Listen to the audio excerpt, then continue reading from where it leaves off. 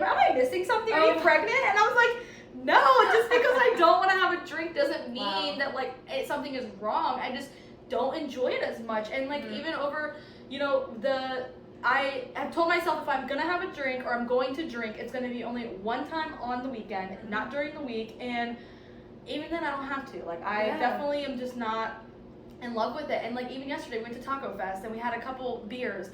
I had the biggest headache afterwards, and I was like, ugh, like, this is exactly why I don't want to do this all the time. And Sean, same thing. At first, he's like, you know, we're so used to being, like, going and having a drink at dinner, or going, which is so much cheaper to not have drinks at dinner. Right, yeah.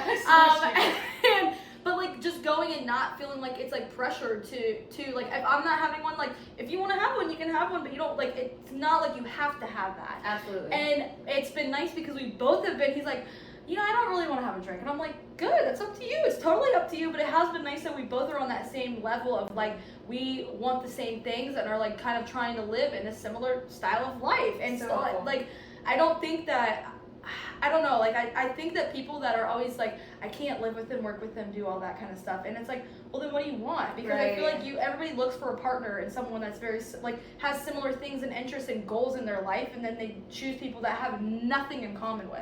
I know. And it's like, what is going on? Like, and that's like one of the biggest roadblocks that I see, you know, my clients that are women run into is their partners in whatever way either aren't supportive. Usually it's not like consciously, you know, they're not usually unsupportive, but they're staying up later. Their actions show it. Their actions show it. Yeah, they're stocking the pantry with cookies and chips and all the things that, like, you know, the girl's like, I just don't want that in the house anymore. Or because I'm gonna get one. Yeah, right. And that's the hardest thing. It's kind of like communicating that, and especially if it's your partner that you're with all the time. Now it's in your home, you're having to have these communication like moments all the time. Like, it just is so much easier, at least in my opinion, of what I've seen other women deal with, and women who are in relationships where you're living similarly, like, it seems just way smoother. Yeah, no, I see that a lot, and I mean, I talk with people all the time, and, you know, I have a mix of clients of men and women, but with my women clients, I do see that it's like, I want to get this, but it's like, you know, their partners are like slobs, not like, you know, or they don't want to eat right, they want to eat McDonald's every day, or they want to like, they binge video games or binge watch TV or whatever, and she wants to be outside, or she wants to like go for a walk, or, you know, they're like having to beg their partner to do that, and I'm like, there's just, maybe you guys just aren't aligning, and that's okay, you know, but like, I think a lot of time, especially nowadays, like, not to go into like a whole like dating subject, but a lot of women don't want to be alone, and even being young, and it's like, you're young, you're not like 20, it's crazy to think like 27, when I used to think people were 27, I'm like, oh my god, you're so old. And now I'm like, damn, I'm so old. I was in my 30s. But like the way that my brain has changed, and like the way that what I want for my life has changed since I was 20 to 27 is drastic. Yes, yep. And the people I want around me, and the things that I want to do, and I don't know, I really hope that women can not like do something for themselves. And like that was a big thing, you know, for even like starting to get like coaching again was, you know, for me, is that I want to do this for myself. Like, I want to look so good at my wedding because I want to feel that way. Not for anybody else, but for me, you know? And thankfully, I do have a partner that supports that. And he wants the same thing, you know? So, like, we're on the same kind of cycle of that. And, you know, I see too many women that are just unhappy, or their partners just, they don't align. And I wish that they could. And they probably did when they first met. Yeah. And that's why they, you know, started dating.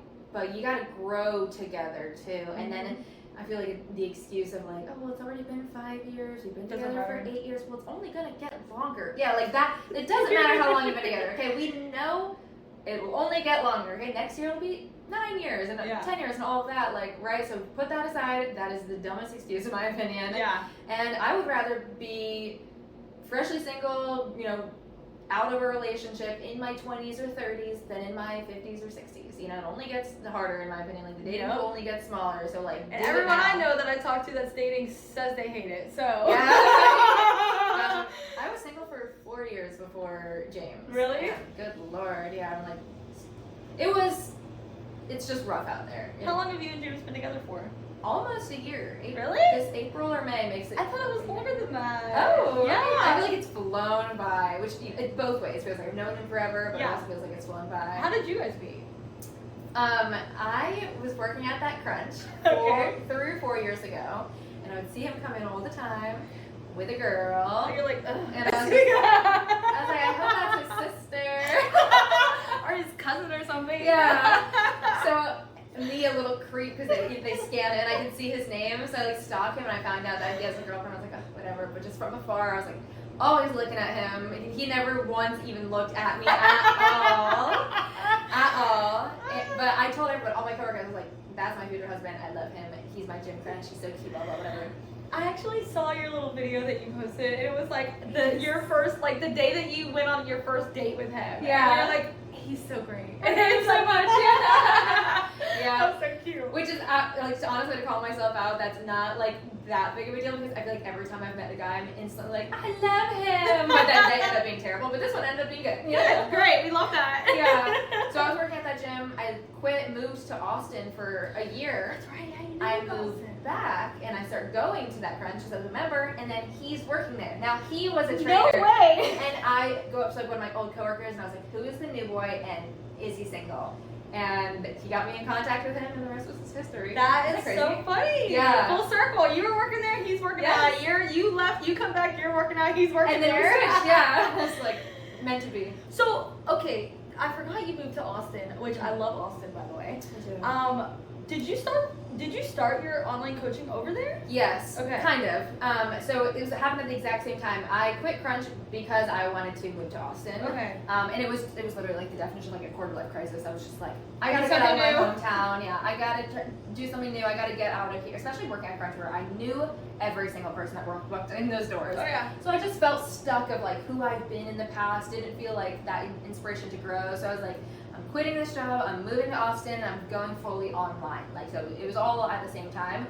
And I think that was the best thing I've ever done because I cut off all distractions. I went to Austin where I knew nobody, not a single person. So I was literally in my apartment all 24 hours of the day for months, doing nothing but growing this business and, you know, being very active on social media because that's where all of my friends and family were. So I was like already used to like posting a lot, but now tailoring it towards coaching and being more vocal online. Because although I had been personal training in person for 2 years at that point, maybe like 2.5.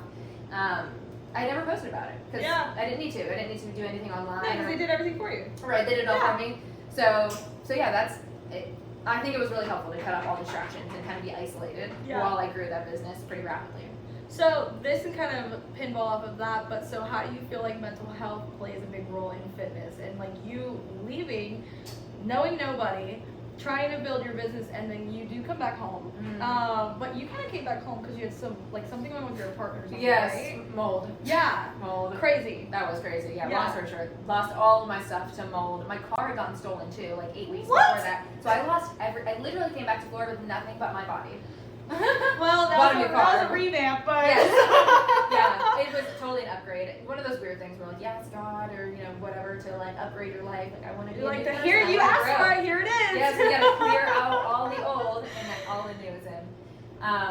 But yeah, mental health and again, one and the same. It's not just when you walk in the doors and when you eat a piece of broccoli or whatever. It's your whole lifestyle, and it's been proven hundreds of times in so many studies that exercise and what you put in your body, but especially exercise, is like the strongest antidepressant and anti-anxiety like treatment there is. Even stronger than medication. In other countries, it's prescribed to you to exercise and to eat nutritious foods that fuel your brain and produce those happy chemicals in your body. So they are 100% one and the same. Whatever one comes first, right? Like if you're feeling depressed or sad, your physical body responds to it. You're going to be a little bit more slouched. You're going to be laying down more often. You're going to then want sweet foods, ice cream, comfort food. So it's like your mental affects what you physically do, and then your physical affects your mental. So they are completely intertwined.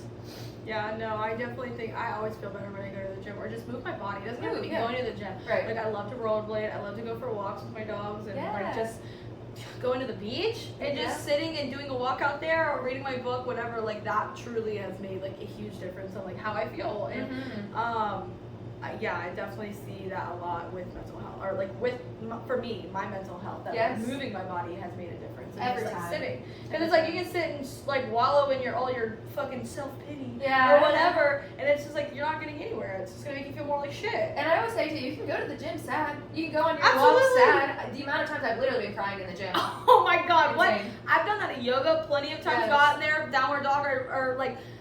I'm sitting there crying. And I'm Yeah. like, okay, it's fine. It's no big deal. I'm sweating. Yeah, right. You know? My eyes are sweating. Yeah, you'll feel better instantly. Not only instantly, but even just like over the long term. Yeah. So, yeah, one and the same completely.